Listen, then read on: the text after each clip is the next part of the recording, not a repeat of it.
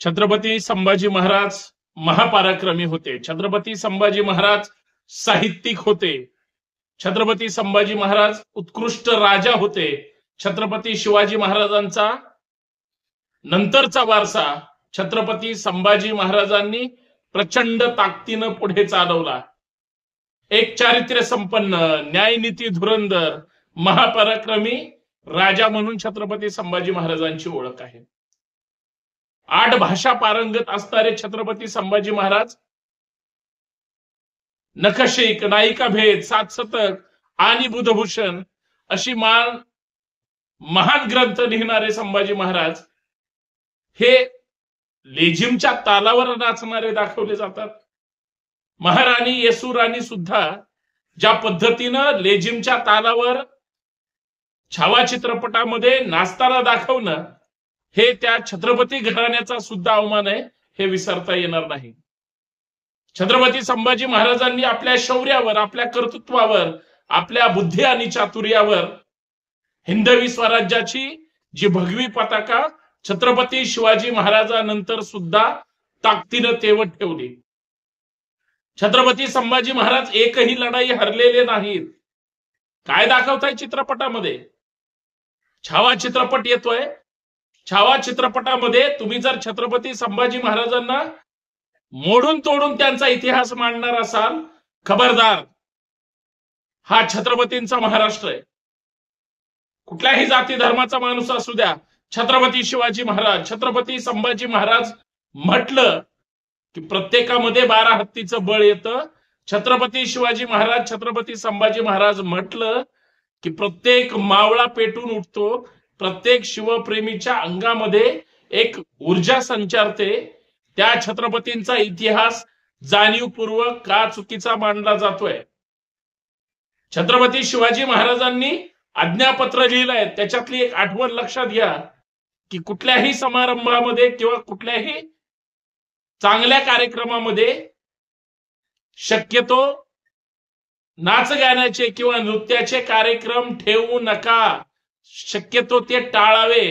हे तुम्ही आम्ही नाही सांगत, हे छत्रपती शिवाजी महाराजांनी त्यांच्या आज्ञापत्रात लिहिलेलं आहे.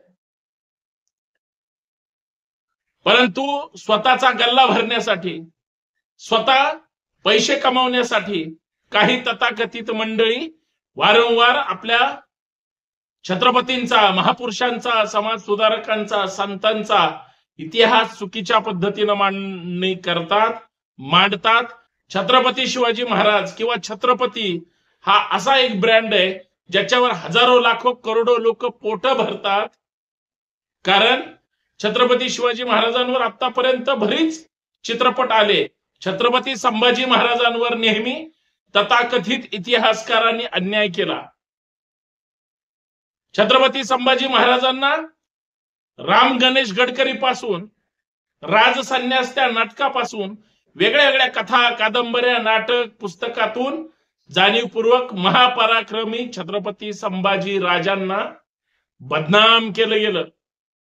वारंवार छत्रपती संभाजी महाराज हे बदफैली किंवा दारू पिणारे किंवा एक वाईट वागणुकीचे, वर्तणुकीचे म्हणून दाखवण्याचा खोटा कार्यक्रम ह्या मनवादी साहित्यिक, लेखक, कथाकार, कादंबऱ्याकार ह्या दीड दमडीच्या चेले चपाट्यांनी केला. आजही तेच घडतंय. छावा चित्रपट आला, हिंदीमध्ये येतोय. एक शिवप्रेमी म्हणून त्याचं मोठ्या मनानं आम्ही स्वागतच करू, अभिनंदनच करणार आहोत. पण छत्रपतींचा इतिहास 25% खरा दाखवायचा, परंतु 75% इतिहास दाखवताना तो तोडून मोडून चुकीच्या पद्धतीने दाखवायचा. हा खोटारडेपणा संभाजी ब्रिगेडचा मावळा किंवा एक शिवप्रेमी मावळा कदापिही खपवून घेणार नाही. मित्रांनो, याच प्रमुख मुद्द्यावर चर्चा करायचे. सर्वांना सप्रेम जय जाऊ, जय शिवराय, जय शंभूराजे. मी संतोष शिंदे आपल्या सर्वांचं या सामाजिक विचारपीठावर मनपूर्वक हार्दिक स्वागत करतो. विनंती एवढीच आहे, व्हिडिओ शेवटपर्यंत पहा, जास्तीत जास्त शेअर करा. सगळ्यात महत्वाचं, प्रत्येक शिवप्रेमींनी पेटून उठलं पाहिजे.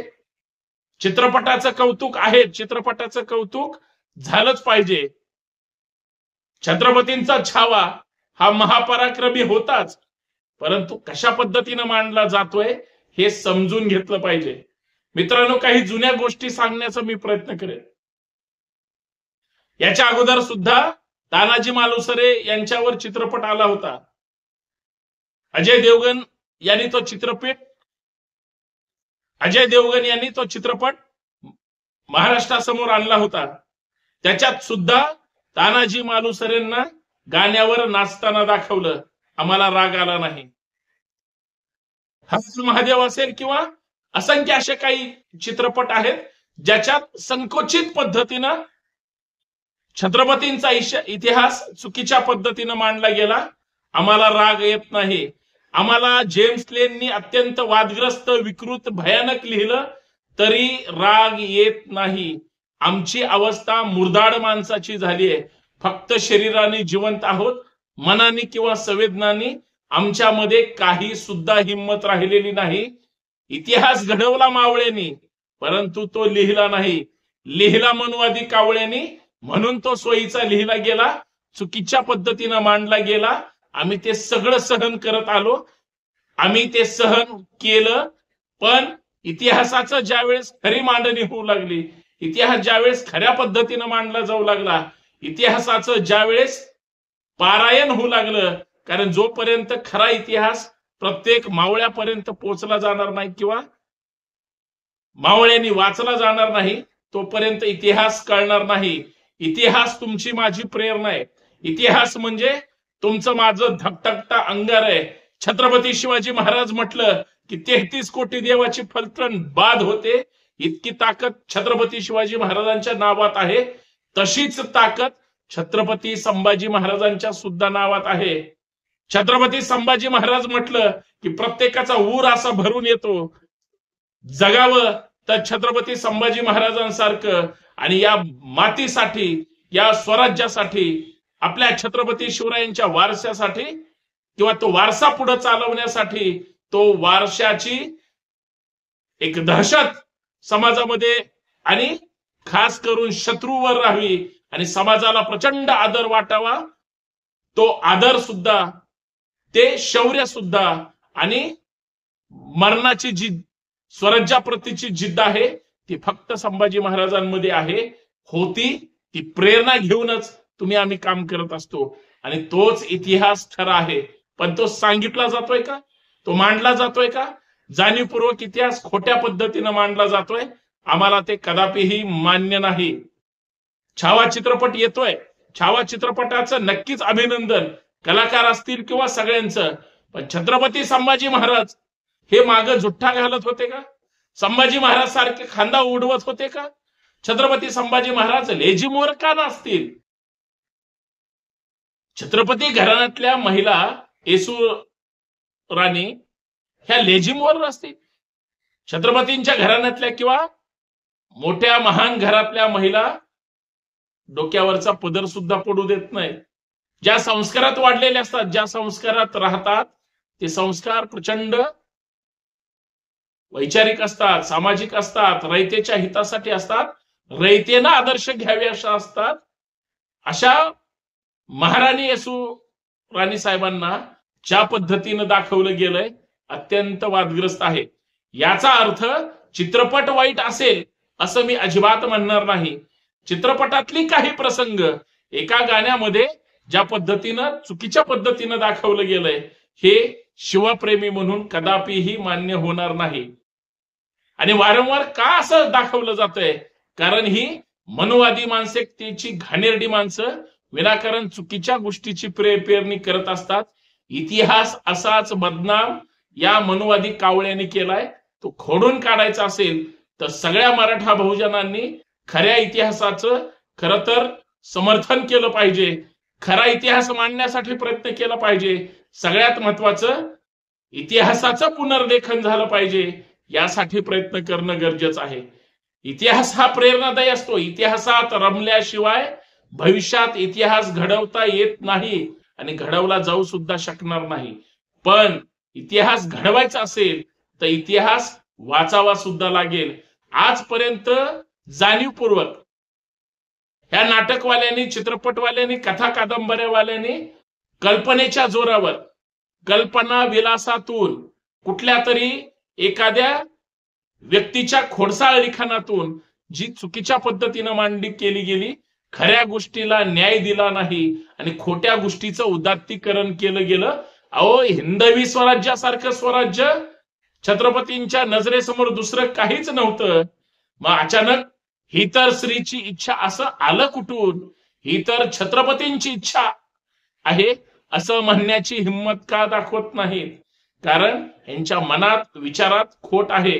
म्हणून महाराष्ट्रातले तमाम शिवप्रेमी छावा चित्रपटात दुरुस्ती केल्याशिवाय किंवा तो प्रसंग बदलल्याशिवाय, अर्थात एखाद्या लेझिमवर, नृत्यावर छत्रपतींनी त्या ठिकाणी नृत्य सादर करणं किंवा त्या पद्धतीनं लेझिम वाजवणं आजपर्यंत कुठंही वाचलं गेलं नाही, कुठंही पाहिलं नाही किंवा कुठंही याची साधी मांडणी सुद्धा केली गेलेली नाही. मग ही कुणाच्या खोडसाळ डोक्यातली कल्पना आहे याचा सुद्धा विचार होणं गरजेचं आहे. म्हणून छत्रपती संभाजी महाराज ग्रेट होते, आहेत, राहतील.